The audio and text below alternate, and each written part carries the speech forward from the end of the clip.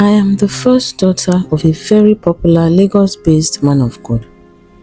My father was a great man, a man of many talents and great faith. He was not only loved and respected by the millions that thronged to his church, he was also revered by we, the members of his family. As a young child growing up, I always knew that I wanted to marry the kind of man that my mom had been blessed to get married to. Gentle, soft-spoken, filled with faith, and commanding the move of the Holy Spirit. I felt that my mother had hit the marriage jackpot, and so I wanted the same for myself. My hopes were not in vain, because I met the love of my life while still in primary school. We attended the same school, sat in the same Sunday school service in church. Even the whole church marveled at the obvious affection between us, and everyone watched with bated breath as our love grew. I and my boyfriend were together through our primary school graduation. We went on to attend the same secondary school, and our love continued to flourish. I had eyes only for him, and he for me. Our relationship continued into university. It was here that we started experimenting with showing our love more to each other.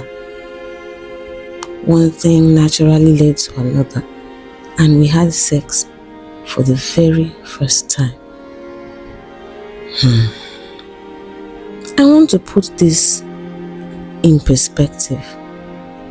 At the time, I was the 21-year-old daughter of a man who spoke freely and passionately against premarital sex and having babies out of wedlock.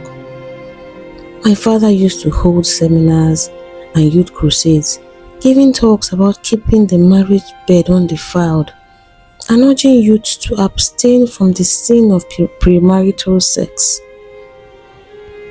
He would tour universities across the country, spreading the message of Jesus as well as admonishing against sinful living. So imagine how panicked I was when I found out that I was pregnant. How? Just once and I was pregnant.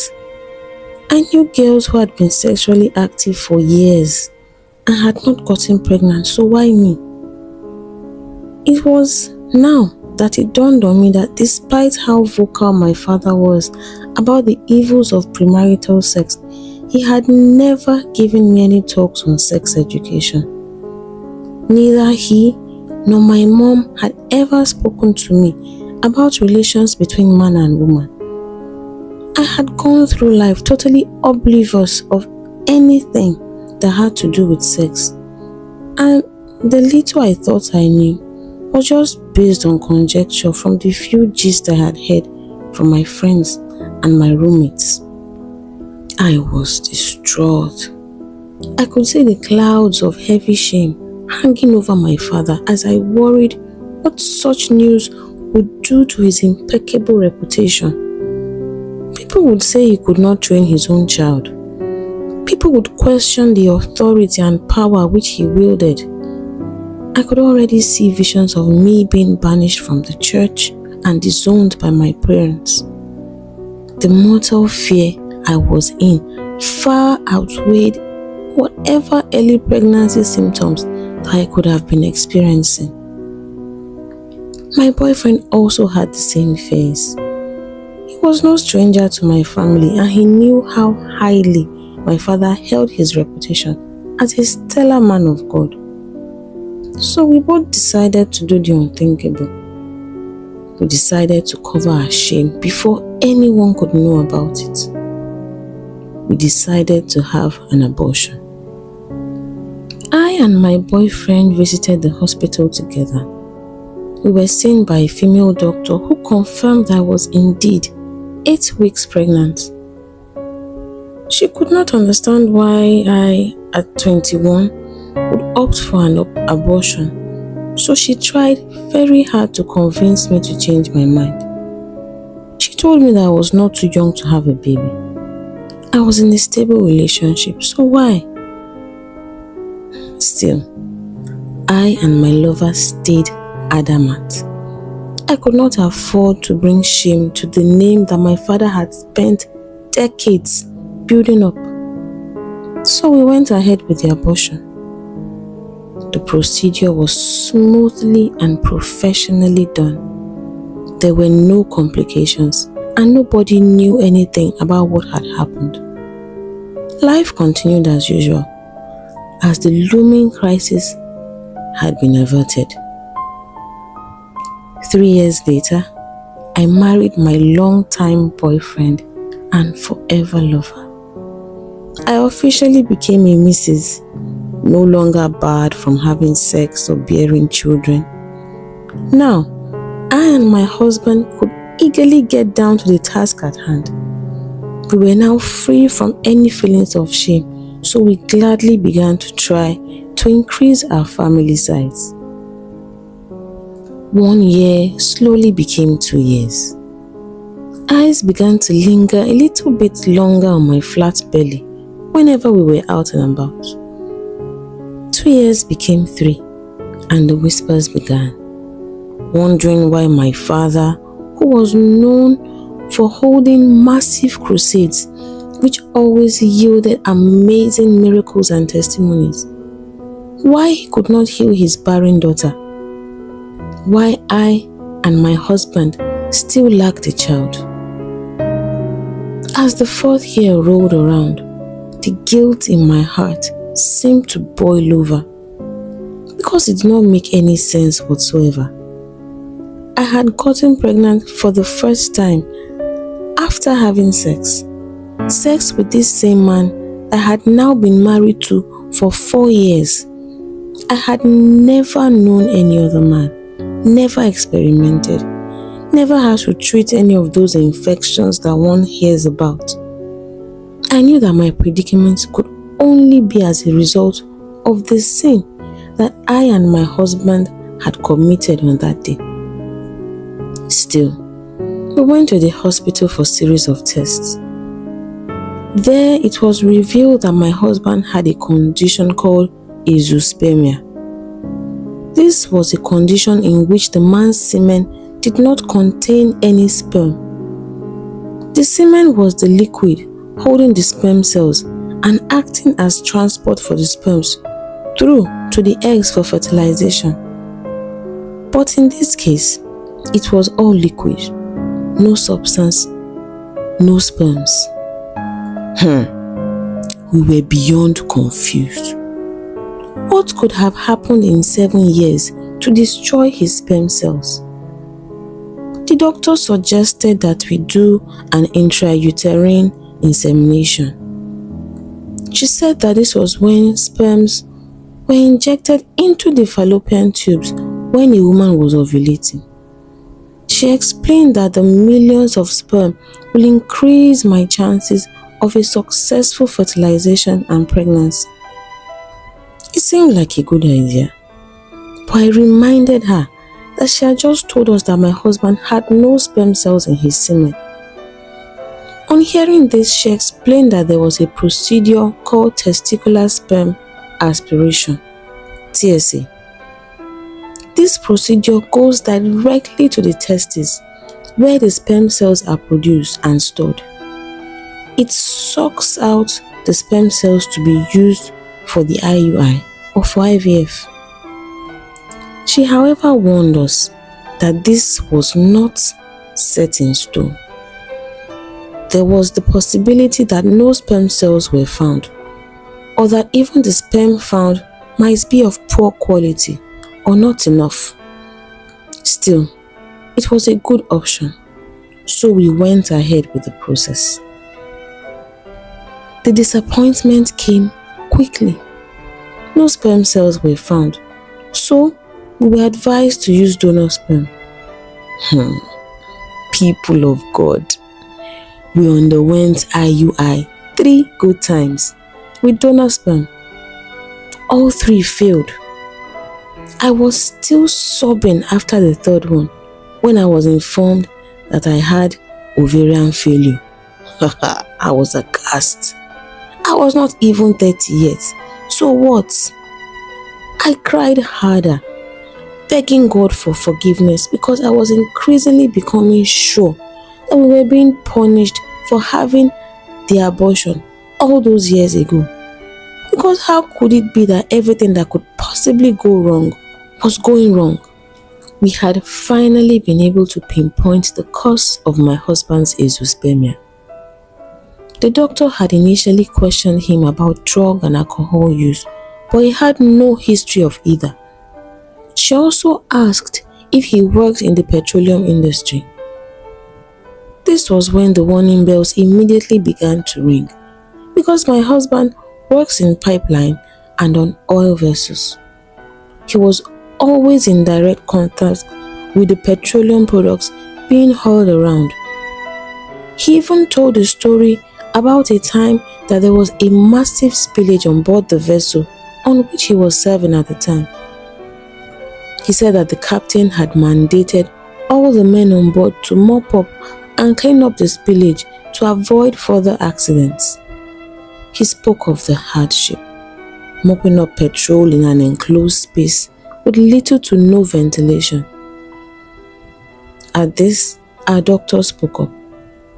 She informed us that the petroleum fumes contain hydrocarbons and that inhaling these compounds was very injurious to the health and well-being of anyone.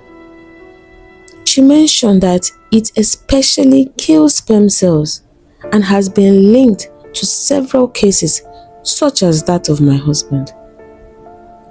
My husband looked as if he had suddenly come to an awkward realization. He was beginning to put two and two together, linking his childlessness to that of some of his other colleagues who had done the same cleanup job alongside him.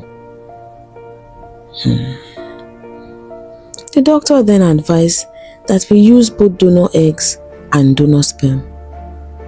I was torn between wanting to have my own children in my arms and ending up with a child that was not genetically related to me in any way. However, my doctor assured us that all children are blessed. She said that all children are gifts from God, irrespective of blood ties or the lack thereof. She told me that I would carry the children in my own womb, so I would still be the mother. So we relented and agreed to go for IVF using both donor eggs and donor sperm.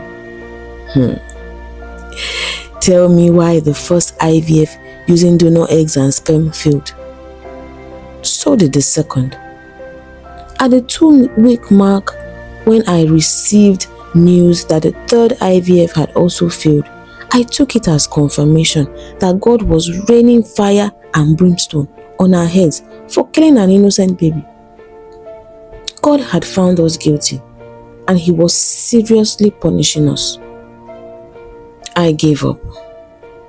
I could not help but think that if only I had had that child, he or she would have been 9 years old by now. It was even possible that we would have had more children after that first one, before any issue of azoospermia came up. My father, that had feared so much and that had been so terrified of letting down, was now dead and gone. I was the one facing the daily regrets of my past actions. My third failed IVF yielded some good. At least, it revealed that I had ovarian polyps.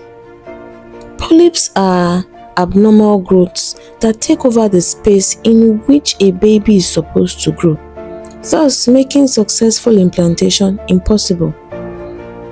The doctor encouraged me to have them remove the polyps. She said it would improve my IVF chances. She spoke long and hard about how far we had come.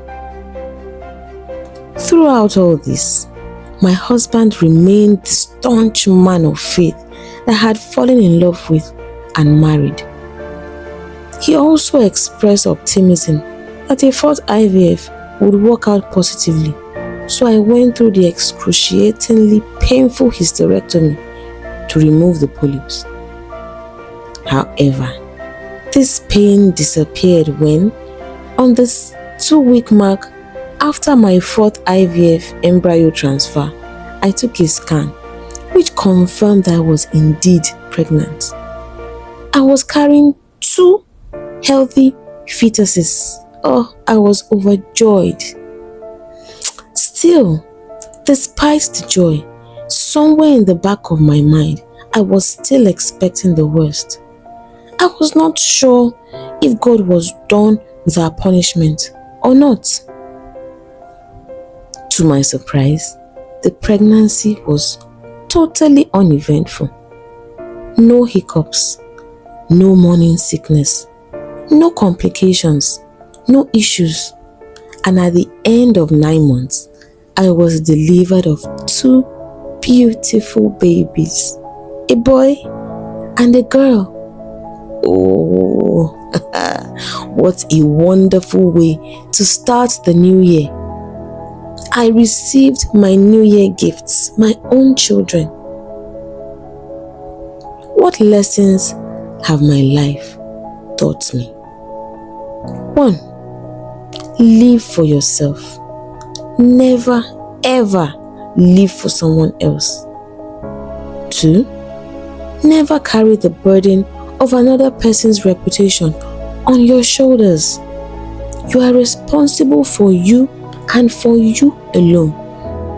So do not try to please or protect others to the detriment of yourself. 3.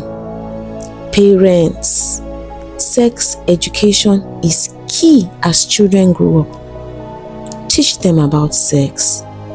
Teach them to have safe sex and to make the right sexual decisions. Do not blame or stigmatize your children if they happen to fall into early or premarital pregnancy. Fear does make people take the wrong decision, so please lead with a firm hand, but let it be rooted in love and in empathy. Number 4, youths, avoid having abortions unless it is because of a medical reason. The mental regrets after are really not worth it. Also, make sure you see a good medical practitioner. Give birth safely and stay secure in the knowledge that all children are beautiful gifts from God. My name is Ada, and this is my story.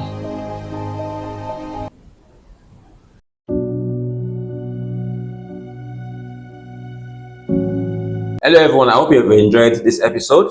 It's the reason for this is for you guys to learn from people's stories, their mistakes, their ups and downs, and to empower you to make the right decision. Don't forget, you are not alone in this journey. Infertility is a journey, but it has a destination. Don't lose focus on the destination. The destination is having your babies, so do not lose focus. Most importantly, make sure your mental health is key. I believe today's episode has worked well for you.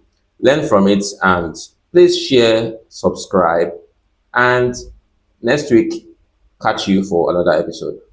I remain Dr. Global. Thank you.